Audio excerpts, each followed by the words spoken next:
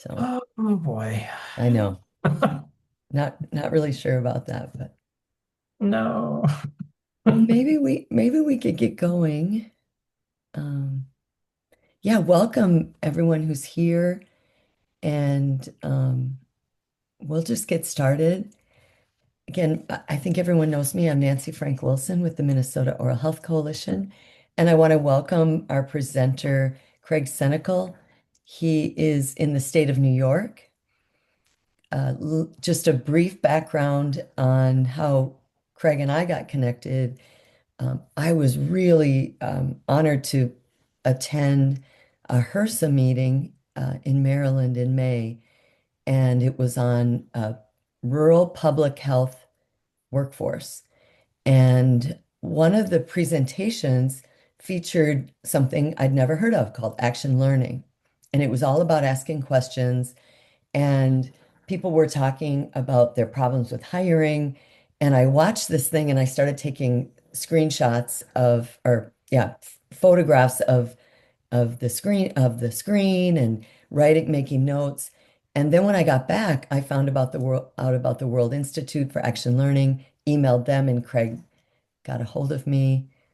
And I said, "Hey, would you do an Infomar for us?" And that's how we got here. So Thank you, yeah, take Nancy. it away. That's really great. I think what you'll learn is I can give you an overview of action learning, but the best way to learn about action learning is to actually experience it yourself. And so hopefully we can talk towards the end of this about how we can get you involved so that you can experience and really feel the power of action learning.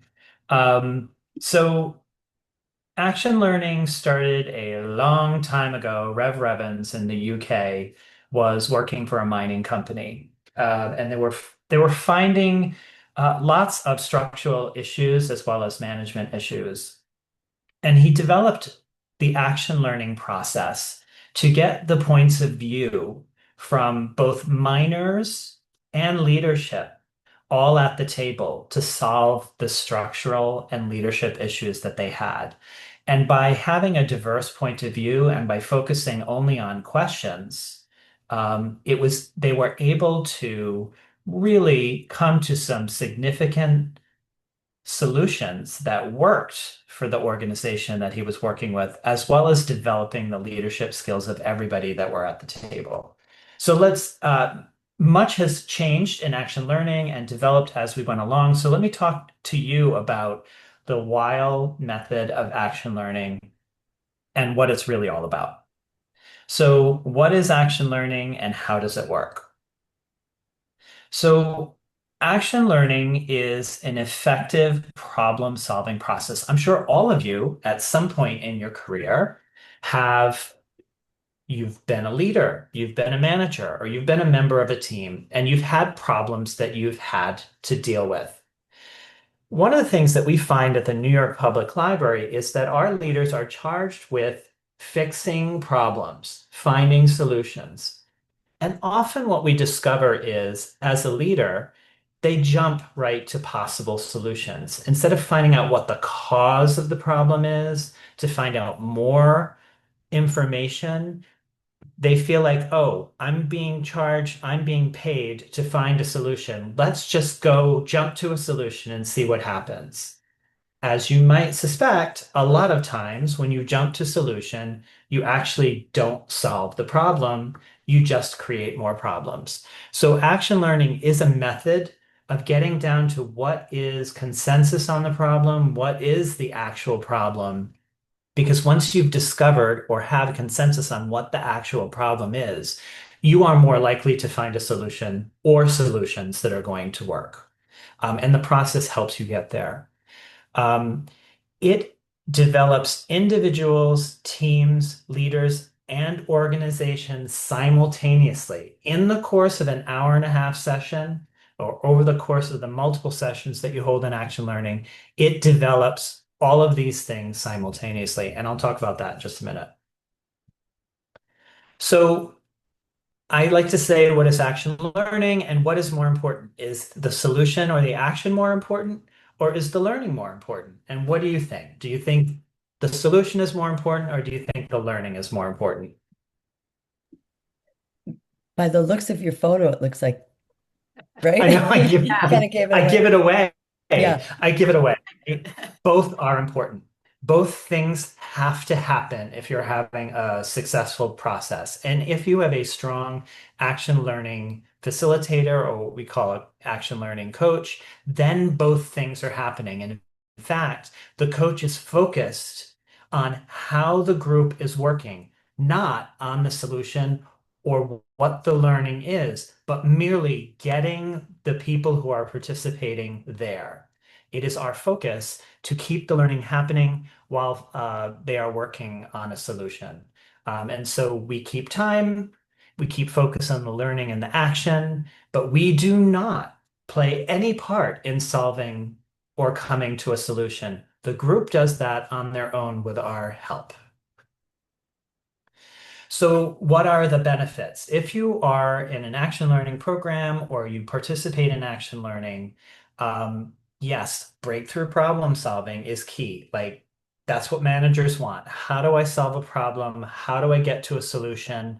How do I make my organization more profitable or remove some roadblocks or what have you? Key. But at the same time, the organization is learning because as you have leaders and participants at the table helping you with solving your problem and learning, they're also learning how to be more effective leaders.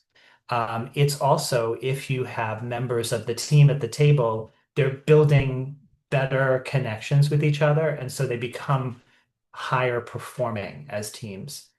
We develop leadership because this method that I'm about to introduce you about asking questions really is the key to effective coaching. We all know in the learning and development world, but also as leaders, if you're effectively coaching somebody, you're only asking questions. If you're telling people what to do, they're not learning. They're just doing what you tell them to do. And so this also helps with leadership development. And what we find is it also has an impact on the larger community. People who participate in action learning learn skills in the action learning sessions that benefit them personally as human beings, that they then take out into their communities as well to make an impact.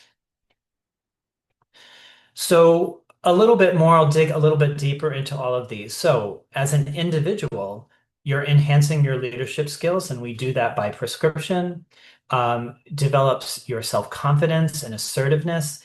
When you're in an action learning session, you do have to kind of pop your head in and be like, hey, here's my question. I want to be heard. I need you to listen to my answer. And so it does help you to build that assertiveness and self-confidence. Um, you do, it's prescribed in the action learning method that there are moments for reflection. We prescribe reflection. We ask people to think, how is the group doing? What could you do differently in this next round of the set? What did you learn in this set? So we promote self-awareness by reflection. Wish all of our leaders spent more time reflecting because they would grow both as leaders and as human beings. So there's that. And then emotional intelligence. You really do, as you're participating in a set, really need to key into others, their self-awareness, reading body language, all of that. So you're really developing the individual and some key skill sets. And what I call leadership for the future. This kind of command and control leadership style of the past is long gone. This generation coming into the workplace, they don't buy it, they don't want it, they leave. And so building your reflection skills and your emotional intelligence skills really will come into play as a leader, especially in the future. For the group, this will enhance their team capabilities and performance. They will start to work better as a group the more they practice action learning, the more they practice. They start asking each other questions outside of the set because they've learned by asking questions, there's a lot of psychological safety in that. I'm not giving you the answer. I'm not prescribing to you what I think is the way forward. I'm just asking questions so that I can understand. And that promotes psychological safety. It helps them to develop positive, respectful working relationships. The format of action learning doesn't allow for conflict. If all you're doing is asking questions and answering the questions that are asked, there's no conflict. There's no statements. You can't say, well, I think that X, Y, and Z is the problem here. The coach will intervene and say, what question are you asking? What question are you answering? It's not about what people think. It's about answering the questions that are presented by the members of the group. And that allows for psychological safety, and reduces like that control and command kind of aspect. You can actually have the leader of the group sitting at the table, and the coach will intervene anytime that leader tries to step up and say, well, I think, and you're wrong, and it's not allowed. Um, they'll begin to work together to have this collective intelligence. And it does enhance inclusive leadership because everybody at the table is important.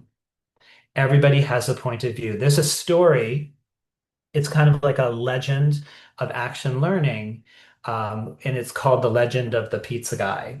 And so apparently, at one time, NASA was working on some sticky problems with an action learning coach, and they had all of these engineers and muckety mucks at the table, and they just were stuck and they couldn't get anywhere with finding solutions to their problems. So they ordered pizza and they were like, we'll try again after dinner. So they ordered pizza. And the coach in the group said, hey, well, pizza guy, do you have time to stay? And so they asked the pizza guy to sit at the table and participate in the action learning set. And what they discovered is a pizza guy, somebody who is outside of the problem, will ask the sticky questions that everybody else is afraid to ask because the leader's at the table, because hierarchy is involved. And so we always like to have what we call the pizza guy. So somebody diverse, somebody from outside who will not be afraid to ask tough questions. For the organization, it helps you to focus on building a learning culture, not this is what I'm told I have to do. Let me just, that kind of learning versus what I would call like what's the word I'm looking for here? This kind of process learning. Process learning is important. You need to do A, B, and C to get something done, but you also want people to think out of the box. You want them to be consistently learning on their own. And so this process helps you to do that. It also it enhances your business performance because people are thinking differently. They're thinking solutions, they're thinking questions. We found that as a process through action learning, there's significant return on investment. It's cheap. Action learning is cheap. Hiring a coach to come in and work with your group for a couple days is extremely inexpensive versus, hiring a contractor or the Accentures of the world to kind of come in and do a deep dive. Everything you need is at the table. And then, develop this culture of staff engagement. So how does it work? Well, first, let me ask, are there any questions so far? No? I'm doing okay? You're doing great. Okay. Yeah. So, how simple is it? It is so simple. Oh, wait, I see chats. Let's see. Is there any question in there? No, love that story, but did you floss? Yes, That always flossing. I that have was those from little, earlier. Yeah. those little pics. I love them. All right. So, where was I? Okay. So, action learning is deceptively simple for the participants. Not so simple for us as coaches because we have to keep the group on track.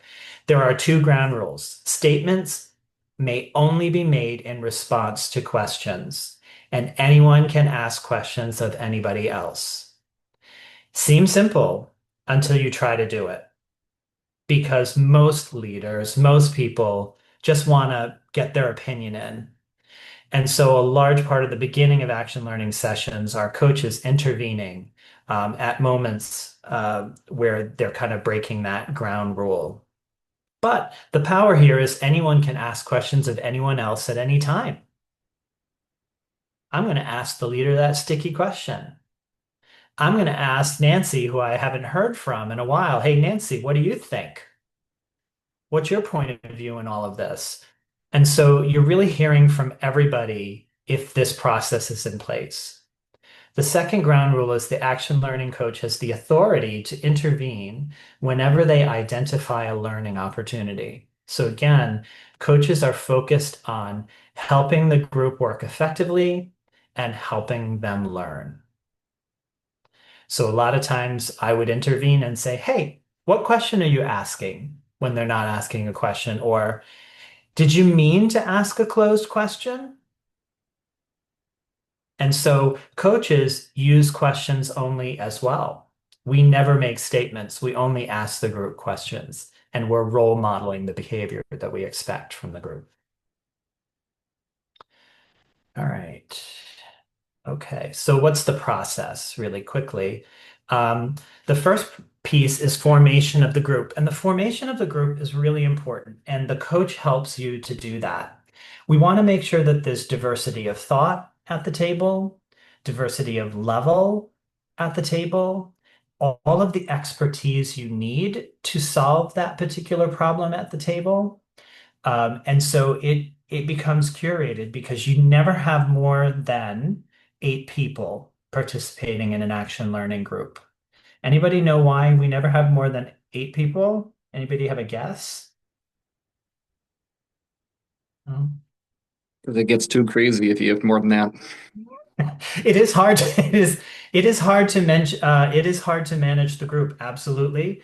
But also it doesn't give everybody an opportunity to participate effectively if if the group is too big. All right, so I lost you. Let's see, share. How do I do this now? I lost my PowerPoint. Yeah, so if There we you, go. there we go. It's back. All right, great. Did you want to add something there? No, I think we're good. Okay. The next sticky point is the presentation of a problem.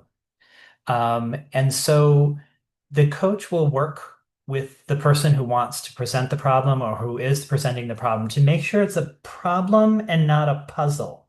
All right. Problems have multiple possible solutions. A puzzle has only one solution. So you don't come to action learning with a puzzle. Um, a problem would be I'm having challenges getting all of my team members to work on time, and it's creating significant backup in the work and something like that.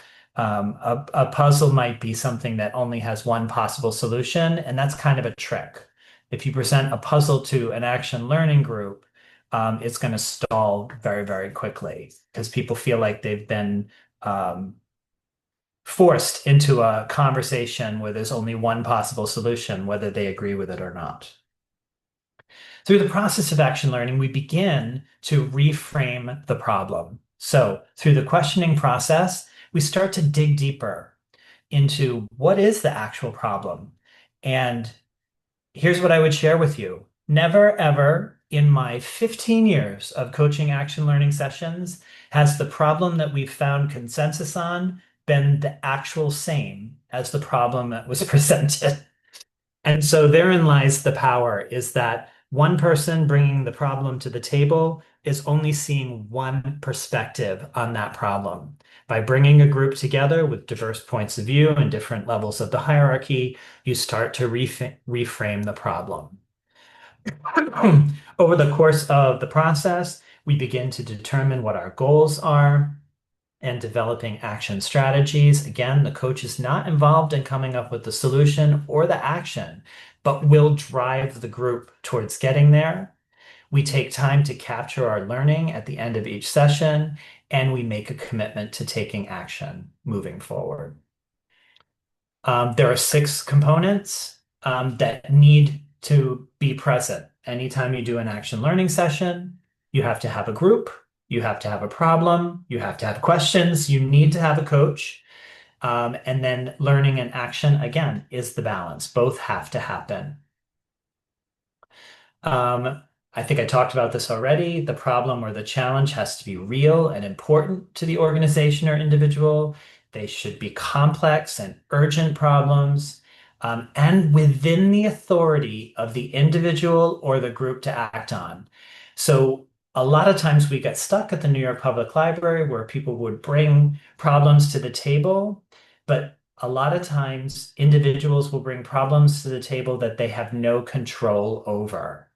And so a lot of times as an action learning coach, particularly when we work with them to bring the problem to the table, is we'd say, okay, what's the problem that you or your team have control over? You might not have control over the budget. You might not have control over the culture of the organization, but what do you have control over? It's key to think that through. Um, Again, the process helps you to solve the right problem. What is the right problem? You need to get to agreement or consensus through the questioning process in order to move to an action or solution phase.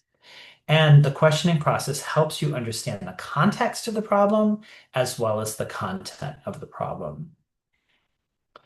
Some examples of a problem might be reducing employee turnover or resolving conflicts between departments or improving a department's image. Those are complex problems that have multiple possible solutions that would be great examples to bring to the table.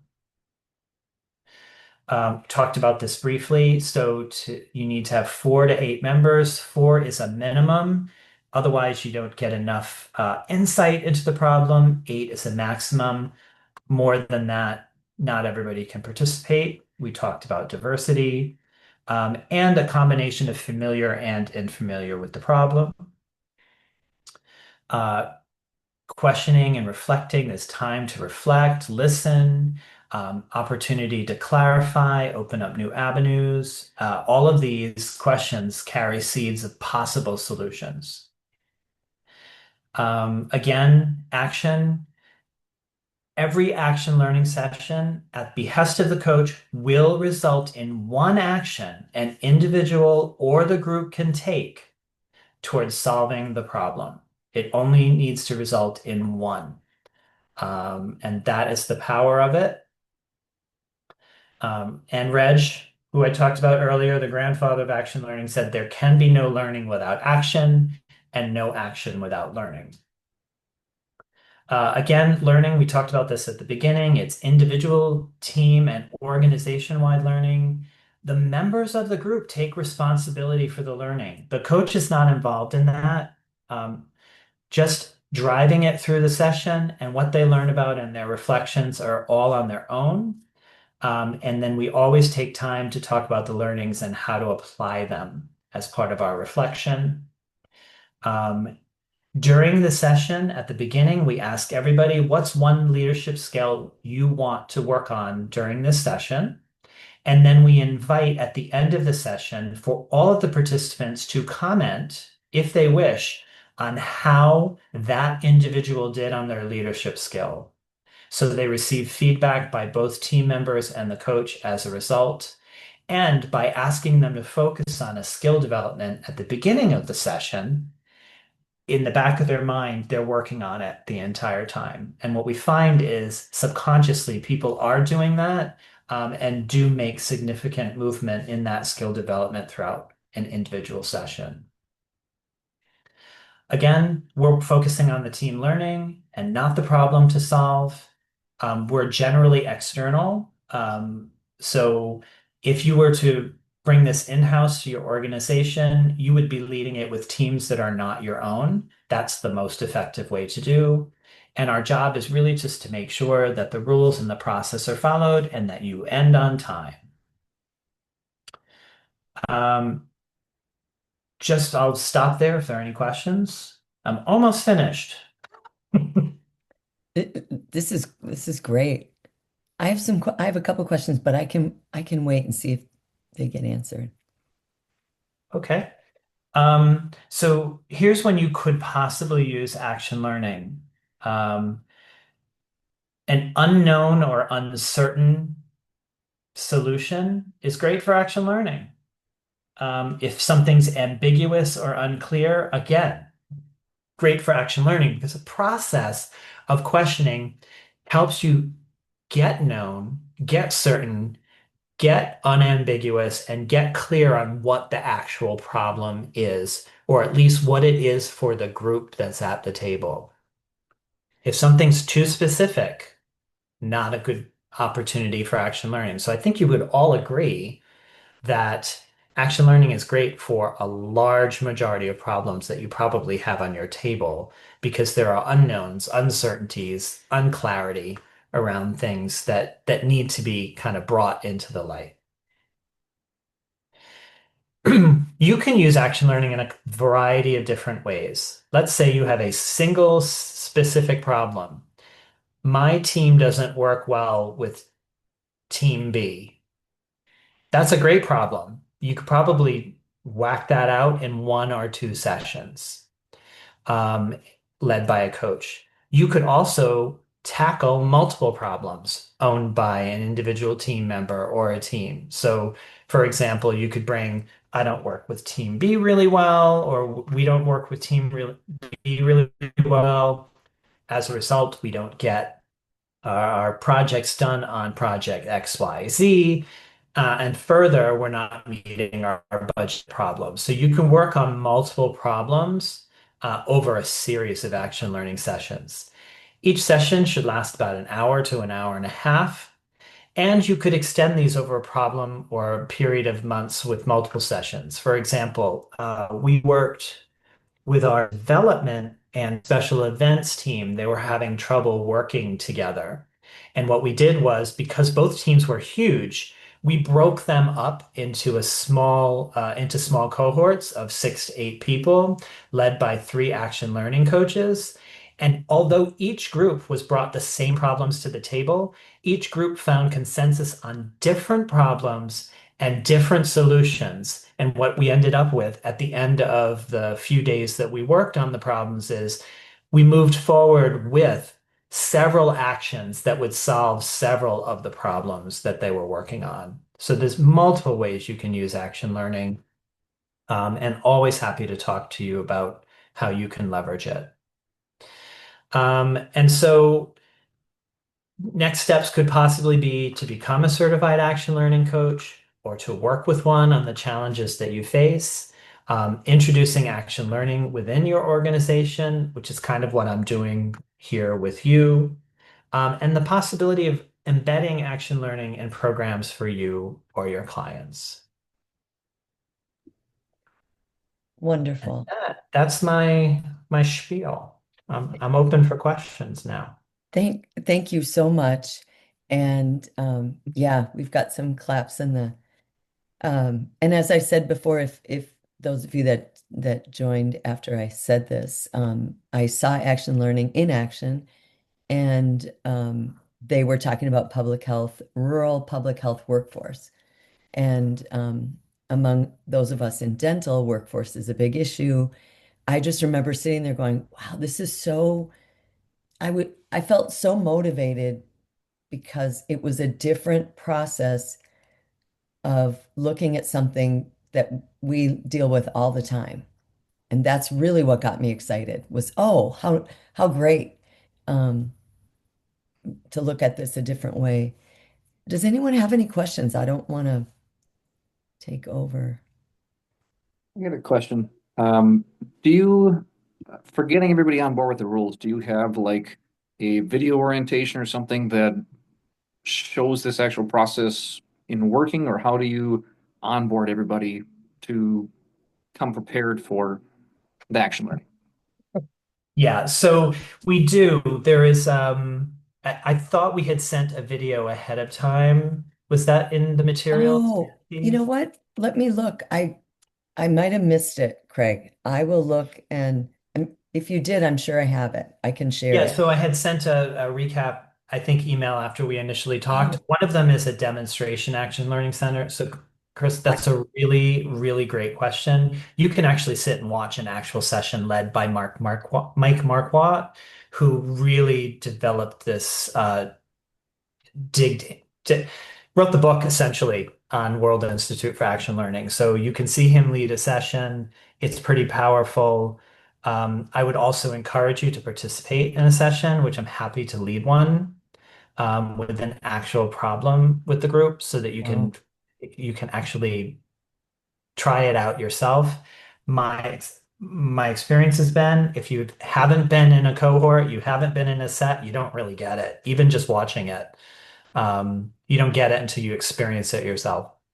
That was my take on it. And if you could share, have Nancy share I, out that link for the video of actually watching one again on principle, it sounds really cool. And I've been yeah. kicking around getting something like this going for dentistry, which is why I'm here today, is just to see what's already out there. But the idea of bringing the people together, not just to meet and discuss, but have some template or format to achieve something and to get a lot of people to work together is what I've been looking at too. I worked with a hospital, Harlem Hospital, so this does work in healthcare.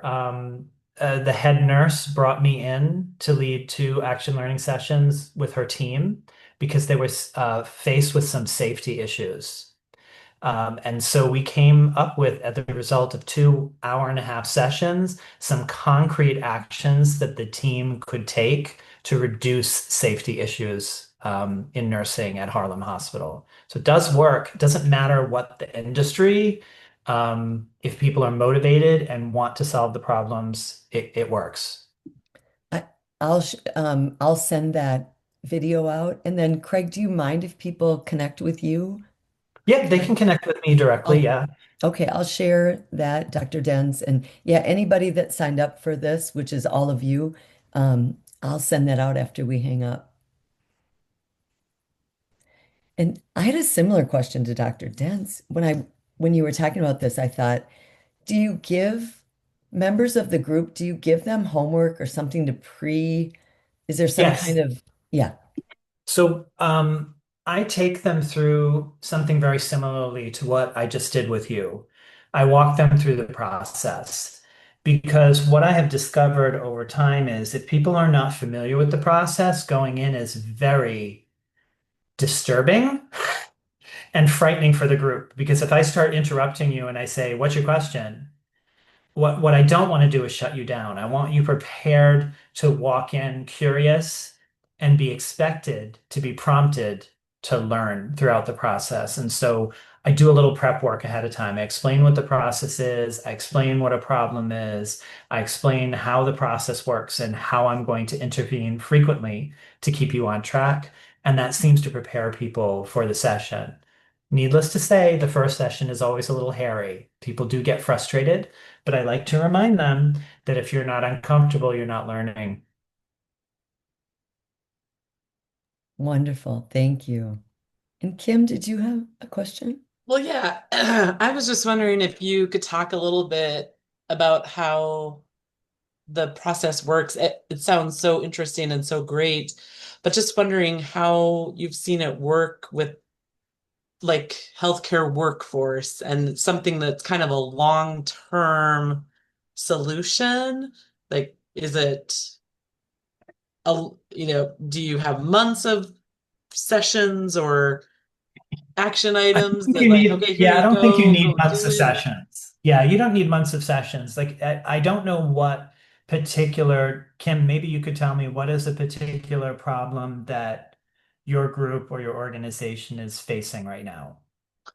I would say increasing dental workforce is one, and just increasing access to oral health care, which when you think about just the, the multifaceted things you need to solve to move the marble on any of those, it's long-term work. So, Okay, so here's how I would start to look at it, right? So I have a really good dentist. And part of the reason why she's a really good dentist is she doesn't tell me what to do. She asks me a series of questions to get me to think for myself. So what action learning can do for the people in your group or in your workforce is to get them asking questions. So, hey, tell me about how you take care of your teeth on a day-to-day basis. Walk me through your process. What do you do? Oh, okay. What kind of brush do you use? I'm making this up. I'm not a dentist. I'm just a patient, right? Like I know what kind of thing is. But what I know about human behavior and psychological safety is if you tell people what to do, I'm going to say 50% of people are not going to do it. They don't like being told what to do.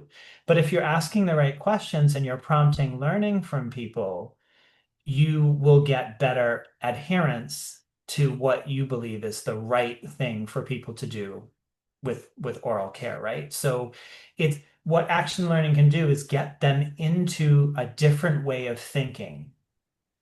Does it take more time? Yeah, it takes more time to ask your patient questions to get them thinking differently than it is to say, you need to use an electric toothbrush if you don't want all of your teeth to fall out of your head, right? But if you start asking them about their oral health and you start you start telling stories and you get them thinking differently, you're more likely to change behavior. And that's what action learning does. It starts changing people's behavior through the process. I don't know if that answered your question, Kim, but a problem you can bring to the table too is the first one. I can't find help. I can't staff my team. And that's a legitimate problem you bring to the table. But if you're in your own group and you don't invite other people who are also facing staffing challenges who bring different perspectives, you may not come to consensus. You may not find solutions that work for you. So if I were your action learning coach, I'd bring somebody who is a recruiter for teachers to the table because there's another field where they just can't find enough help. I'd bring maybe an expert in recruiting in general to the table to help you. Maybe somebody at a different level, somebody who's had experiences like this in the past that have solved it.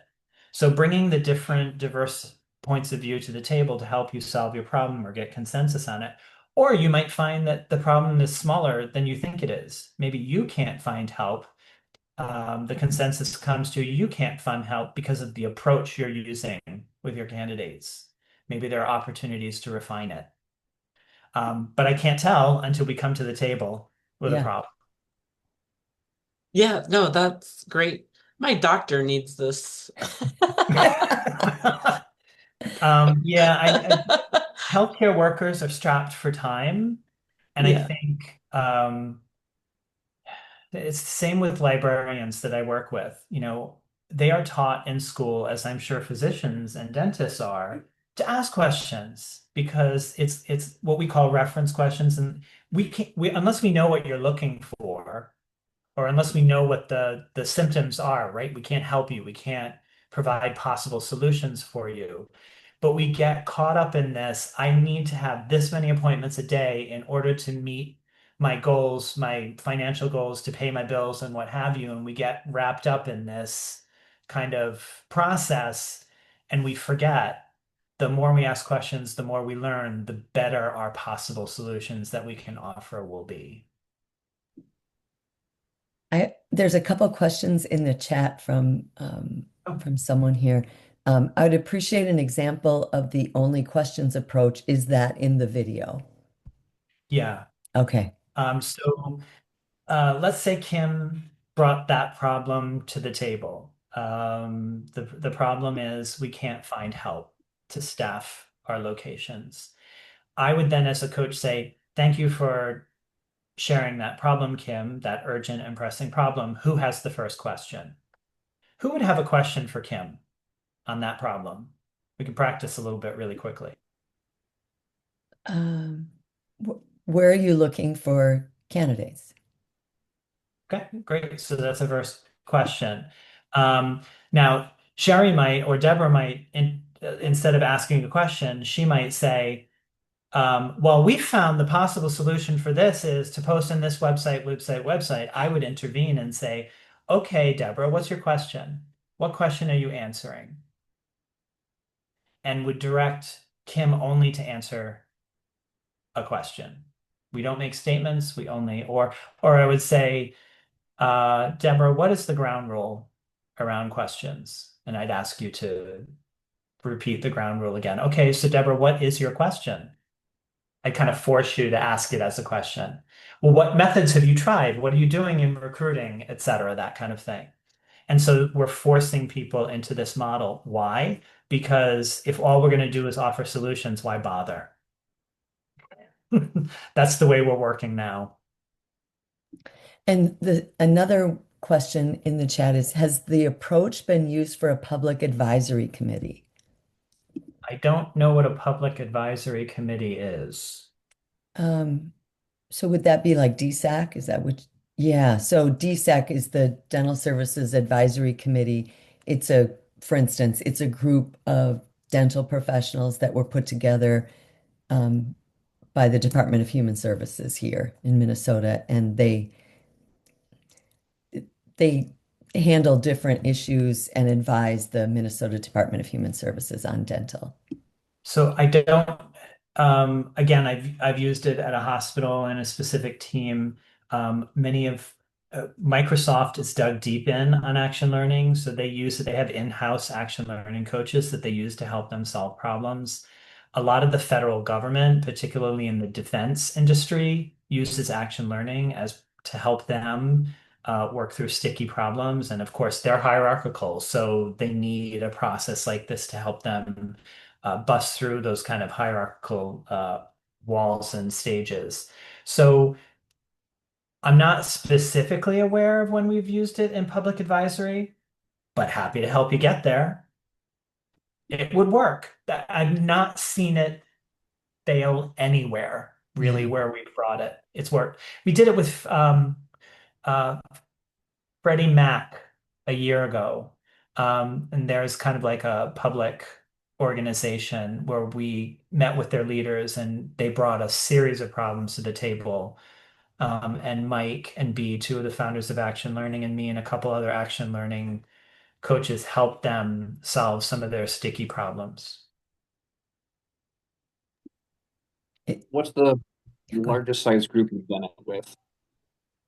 Is eight like a hard max or? 8 is a hard max. You will, what we have found again over the years is that over 8, you can't get everybody's point of view. There's not enough time in an hour and a half session to hear from everybody. And what ends up happening is that 2 or 3 people are quiet the whole time, and some other people maximize it. And we know the benefit is in the diverse points of view. And so we don't want to make it bigger than that. So if the group is bigger than that, then we would do 2 sets with 2 coaches or 2 sets with the same coach at different Yeah. times with the same problem. I was Wow. just thinking about the DSAC as well. Yeah. I'd have, That you almost have to do it like breaks to be able to have the right number of people, but the different perspectives represented. it'd be really Yeah. interesting to do that with DSAC. There's an action learning coach in Minnesota that that I had a conversation with, and she told me something. She said, you know, I might not be doing a full action learning session every day, but she said with my team, there's so many pieces of action learning that I just bring to my work. It's just become a natural part of my work. And I thought that was really great. Yeah. If you get into the habit of only asking questions, you will be surprised at what people deliver for you, what your direct reports and others on the team do. When they get used to considering, reflecting, answering questions, feeling safe enough to do so, it's really powerful because a lot of leaders are so focused on telling and providing solutions that people don't think for themselves. And when people think for themselves, you're going to get better solutions. Sherry. Yeah, thank you, Craig, for your information and stuff. And I'm just wondering, just through all the discussion, that have you seen this very valuable for like innovative ways of thinking and sustainability of programs, such as oral health programs? like Kim had mentioned, like with workforce, you're sustaining your workforce, you're sustaining a program that you're doing within a community. Yeah, so you're reinforcing the behaviors that you want to see reinforced.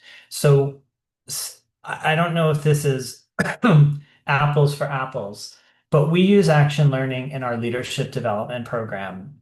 And what we do is we break our leaders who are coming to our leadership development program into cohorts, and we're thoughtful about the cohorts, and we invite people across the organization into a cohort. And what we found is it breaks down silos, but also it continually develops them and their leadership skills. Because what those 6 people do when they come to the session is they bring a problem that they're working on. And what we've discovered is all managers are working on the same problems. Deborah and Chris and Kim, if you all have a team, I guarantee you all have the same exact problems or similar problems, and you can learn from each other in different ways of solving those problems from each other. And so we found that that's an effective way of working. So yes, behaviors do sustain over time if you have a regular program in place of this, right? So if the first problem that Kim brought was, you know, working with our patients to improve their skills, and then a month and a half from now, the problem becomes, okay, we put that solution into place and we've had limited results, and here's where we had results, and here's where we're still not seeing movement. That becomes the second problem, right? And we dig into that a little bit further, and we just keep working on the same problem. Uh, what we're not seeing movement versus where we are seeing movement, or maybe we dig into where we are seeing movement and saying, well, what did we do differently there versus the other parts of the solution that aren't working? So what's different? What's the same? Where can we apply that? All very applicable. I don't know if I answered your question, Sherry, but that's Yeah, one possible way. yeah, that's good. Thank you. As working at the government level in public health, we tend to work in silos a lot, I see. Or I feel, I should say, but it's just probably just keep revisiting what you're doing and asking those questions repeatedly and just being open and honest that it's a safe place to share those thoughts and opinions. Yeah. Silos, I can't think of a large organization, even in small organizations, where silos are not a problem, where people are not communicating across or outside of their team. This is part of the learning. Just by having people outside of your team sharing the same problem or sharing great questions, it starts to break down the silos, because I know I can reach out to Mohammed in the future when I have a similar problem, or I can ask him, well, what are you seeing? How are you addressing it? Those are all valid questions in action learning. Fantastic. Anything else? We're coming up on about 10 to. I know we had a couple folks leave us and they thanked you in the chat, Greg. Well, thank you so much. Like I said, I was immediately drawn to this, so interested to learn more. And as soon as we hang up, I will find that video because I'm sure you sent it to me. I'm sure it's in your email, and I'll send it out to the group that registered for this INFOMAR. And yeah, and then at the Minnesota Oral Health Coalition, we're really interested in bringing a training to Minnesota. And because it's virtual, Kim is in North Dakota, anybody could be a part of that training. So this was really our first step to see, hey, are there other people out there who, once they learn about this, have an interest? Because I think I strongly believe it would help us in oral health. I really do. And yeah, I would love to sit in if you do something in Minnesota just to Great. kind of observe because I think we could find an application for it in North Dakota. And Craig, I work for the Primary Care Association in North Dakota as well. And I also could see this possibly being something that a primary care association could utilize, or some of our members who are federally qualified health centers. So Great. I will they just have a lot of clarify. processes. What's I'll that? just clarify, there is no observation in action learning. You're Okay. participating. So if All you're in right. the Well, group, you're actually participating. You can't observe. Nobody okay. observes. You Okay, have to participate. we're Well, we're gonna I'm get sure you in. that's right. I was We'll gonna get say, you, I'm sure I'll have contributions and questions. yes. And I will also edit this video and put it up on our YouTube channel. So Kim, you can share it with anybody. We can all share it. It'll be on the Minnesota Oral Health Coalition YouTube channel. So with that, thank you so much, Craig. And like I said, I'll send that email out and you and I will be in touch. I'm hoping that we can host a training. I shouldn't even say in Minnesota because we'll be virtual. So We anyone can do can it from join. anywhere. So happy to lead a session so you can experience it. Yeah, thank you so much. Yeah, we'll be in touch on that. All right. My pleasure. Thanks, everybody. Thank you. Yeah, thanks everyone. All right.